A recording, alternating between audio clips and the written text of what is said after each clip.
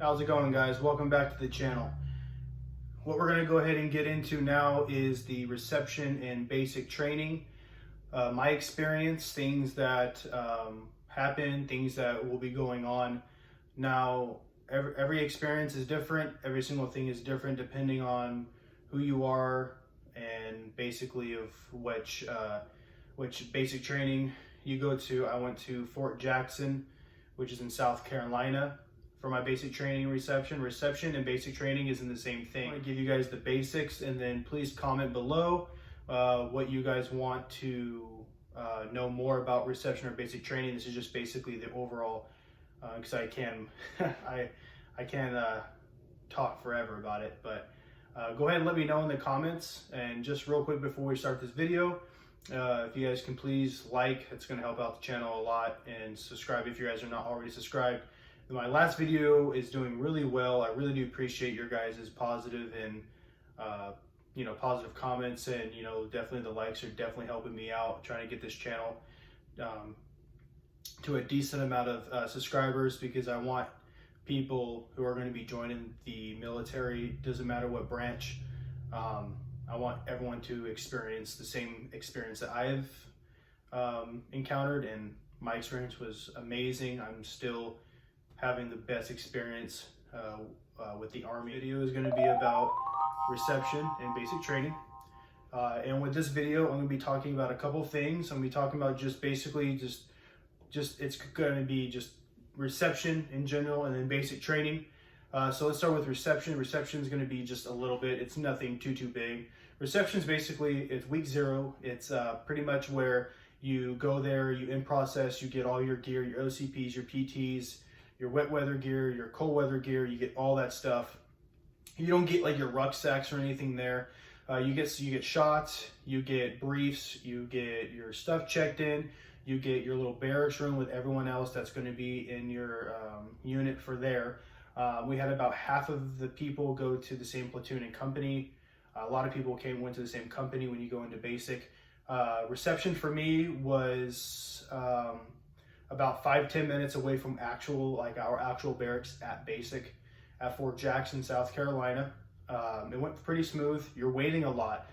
Haircuts, shots, documents, in processing. If you're married, you have your DEERs, you have CAT card issue. The only thing that I can tell you guys is just keep your mind straight, keep your mind forward, keep the path that you guys are on, stay motivated, and that's the only thing. It's not hard at all. It's just very boring, to be honest with you, because you're just waiting a lot. If you guys want to know more about reception, I'll be more than happy to make another video about reception. But since reception was only like a week, there's really nothing more that we can actually say. Let's go ahead and get into basic training. So basic training, I was with 360th with Alpha Company. We were Reapers. We were right across the way from one of the main DFACs by the where you do combatives. It's like the gym there, and then we were right across the street from the church, Protestant Contemporary Church. Very nice church. I would highly recommend, if you guys go to church on Sundays, definitely go there. But basic training overall for me was great.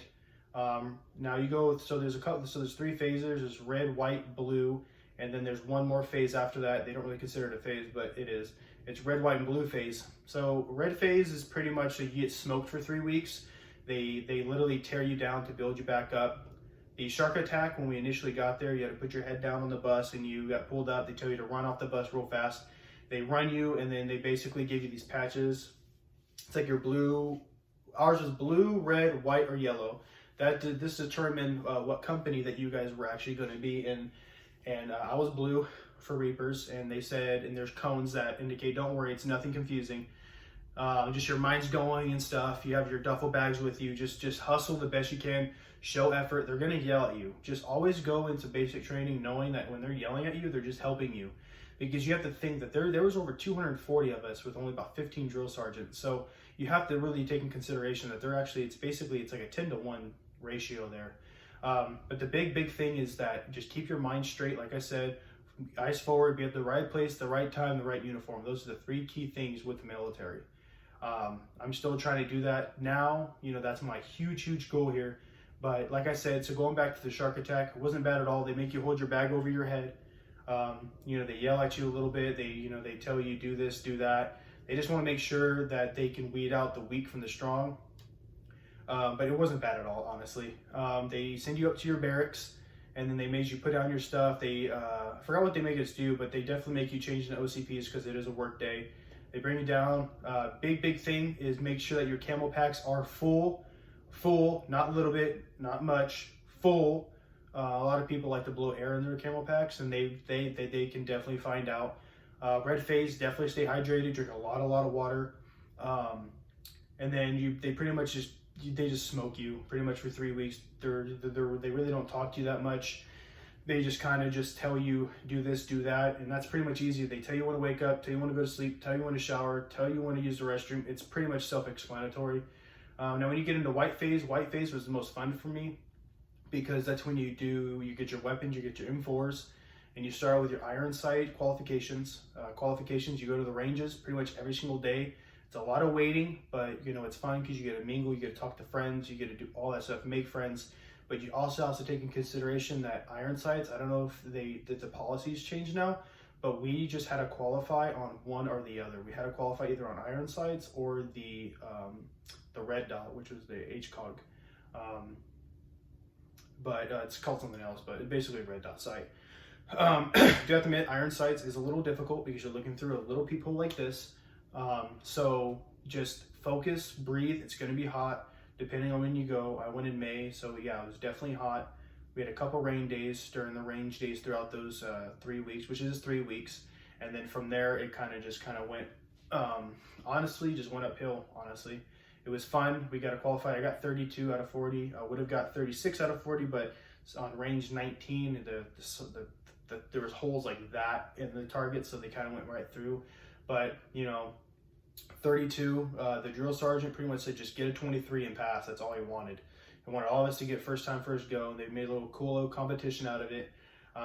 Everyone passed. It's not hard. If you've never shot an M4 before, or a gun or a weapon, anything like that before, don't worry, because most of the time, if you have never shot a weapon before, you're going to qualify better than people who actually shot a weapon, because people who shot a weapon actually think that they know it all, and they go in and they actually just do average. But people who never shot a weapon before, you kind of process the steps to go through, and I can make a separate video if you guys want on how, like, some breathing techniques to actually help you zero in and qualify your weapon. Don't worry, the drill sergeants will qualify. It will actually zero in your weapon. So you zero in your M4 before you actually qualify, which is great. So you go like this long range.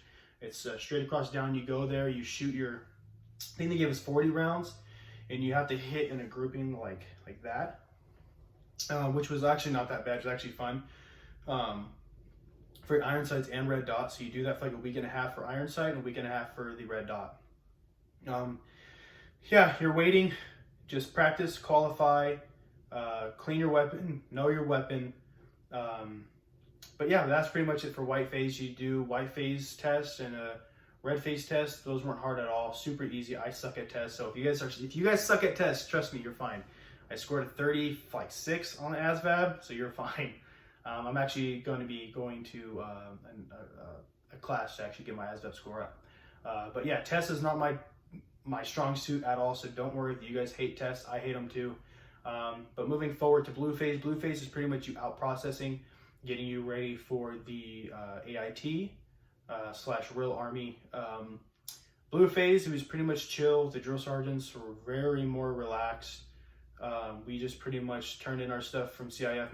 Make sure everything is clean, you guys. That's a huge thing. Make sure it's clean, because they'll actually make you come back, and it's horrible. Make sure that your tarp's clean, your PT mat's clean, your gear's clean, everything is clean.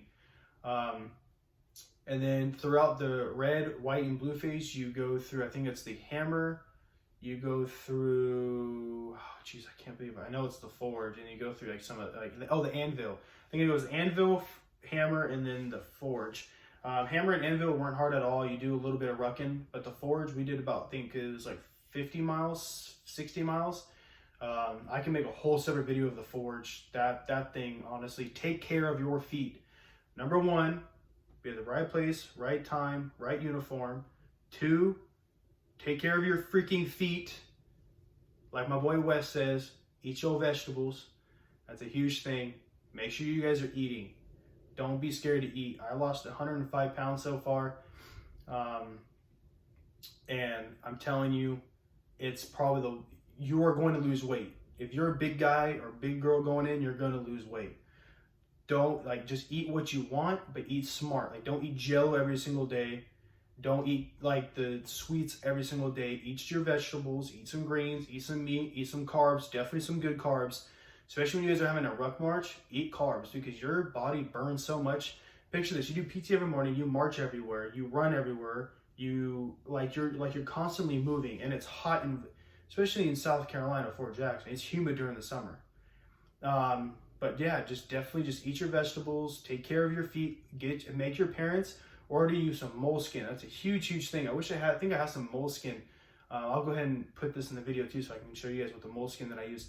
But moleskin is a huge thing. Make sure you guys use that. Band-Aids, Vaseline, you know, for whoever chafes, you know, really much anywhere. I did. That's a huge helper. They didn't let us buy spandex until like the last time, but I'm pretty sure you can buy them now. That's a huge thing. But other than that, you guys, it's pretty simple, pretty self-explanatory. If you guys want me to tell you guys how Nick at Night was when they're firing over your head, if you guys want me to show how the grenade qualifications work, I'll tell you guys all that in a separate video. I just want to make sure that you guys just get the basics understanding on how basic training is. There's red, white, blue phase, and red, white, and blue phase. That's red, white, and blue phase is the last week of your guys' stay at basic training. It's a lot more relaxed, it's chill. You're basically just getting everything packed up, ready to go. If you guys like today's video, please like and subscribe. I'll go ahead and catch you guys in the next one. Alright guys, so this is just some of the things I actually use in basic training. You can actually get these for $1. Well, you guys are going to have these specific iPro. They're going to get super dirty during when you guys are doing the white phase for your weapons. Definitely get these. You know, the resealable, you know, lid here. These are definitely really useful when it's getting like dirt or anything like that. These are called Super Moleskin padding. You can buy these from the PX2. They come like this, so they kind of just peel from the back. You can cut them however you want, put them on your feet. Another one is your actual moleskin. They're already pre-cut out. So my mom did these for me when I went to basic, and my wife. So she already like pretty much pre-cut them. You can cut them however you want, but these are definitely something that you guys want to invest in. Big thing, when you guys get your Eagle cards, which is kind of like your card where your first paycheck pretty much goes on the card so you can buy all this stuff. You get that during reception, and I can make another separate video if you guys want. Just put that in the comments down below, and I can go and do that for you. But these are definitely worth it, you guys. And this, buy Band-Aids too as well. Do not buy the blistered Band-Aids because I actually put that on the blister and actually peeled off in the field because it kind of melted onto the onto like my foot, which is kind of nasty. All right, guys, peace.